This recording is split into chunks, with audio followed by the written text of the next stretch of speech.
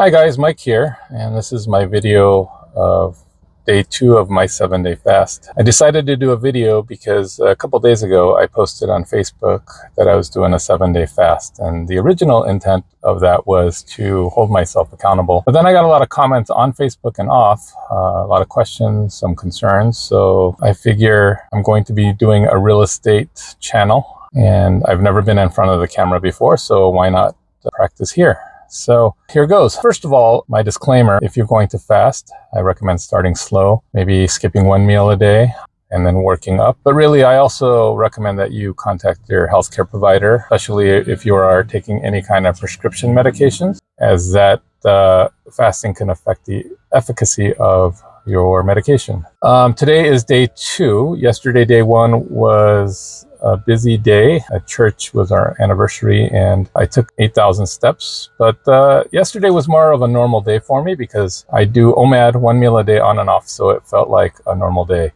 Today, however, I woke up with a headache at 5 a.m. and it persisted until I got out of bed at 7. I did get out of bed and take some salt water, which tastes horrible, by the way, but when you are fasting, your need for sodium increases 300%. That's one thing I don't see a lot people talking about. In fact, I also used to be one of those guys that when I didn't eat a meal, I skipped a meal, or I didn't eat, I would get shaky, I'd feel weak, I'd get a headache. And what I realized is that is not the lack of food, that is actually the lack of salt. So taking a little bit of salt in that condition makes you feel better. So I suggest trying that the next time you feel that way rather than rushing to eat a meal.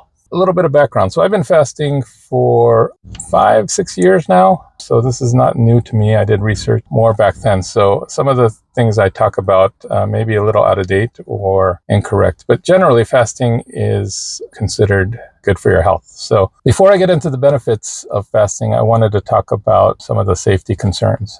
As most of you know, fasting is nothing new. Jesus Christ fasted, and it goes back way before even Jesus Christ. So the Greeks fasted, Tibet monks fast. In modern day, the anti-agers fast, the anti-cancer people fast, even MMA fighters fast for muscle mass. And there are so many groups that fast. But I am limiting my fast to 7 days. I was going to do a 10-day, but generally 7 days is considered the safe limit to fast without any medical supervision. And also, I have a good abundance of fat. Each pound of fat is 3,500 calories, so I don't think I'm going anywhere soon. So some of the benefits of fasting. Now, it's been a while since I've done the research, and I'm no expert, so take this for what it's worth, and some of my research might be out of date. But fasting does a number of things. Number one, it lowers inflammation, and as most people know, inflammation is the enemy of your health. It causes aging and causes all kinds of other diseases, right? So lowering inflammation reduces diabetes, heart disease, arthritis. It also opens up anti-aging pathways within your cells. Fasting also produces a lot of ketones. Your brain prefers ketones to sugar, so your clarity, mental clarity is better. And that's why the Greeks fasted before. They were required to fast before taking classes.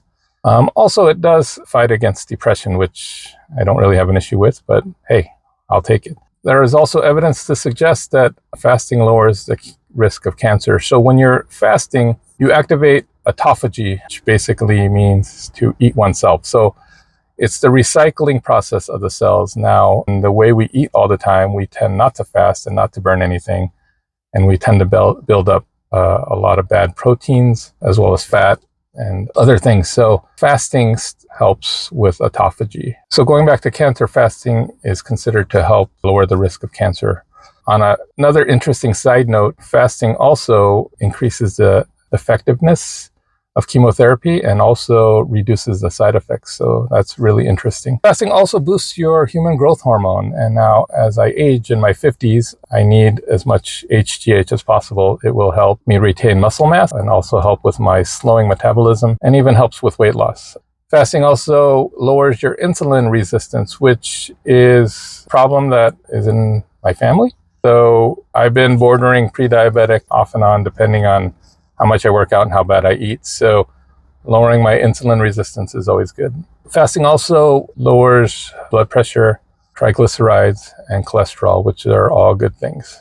The final benefit, which most people assume I'm doing fasting for, is weight loss, which, as anyone knows, I have more than a few pounds to lose, so that's also a good thing. So before I wrap up the video, the last thing I want to talk about is fasting kind of redefines my relationship with food. When I fast, it kind of shows me that I don't need to eat all the time. For example, like fasting, when I didn't eat sugar or carbs, my cravings went away, and it kind of helped with that kind of addictions. The other thing that I realized is I eat and I eat and I eat, right?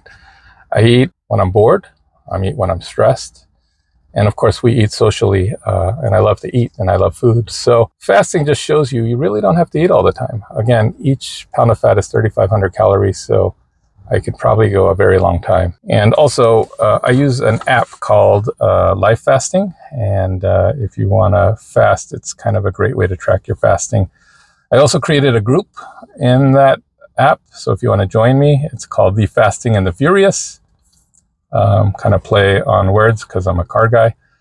If you'd like to join, it's a public group, so you can join. Anyway, if you made it this far on my first video, I want to say thank you, and I wish you good health. Take care.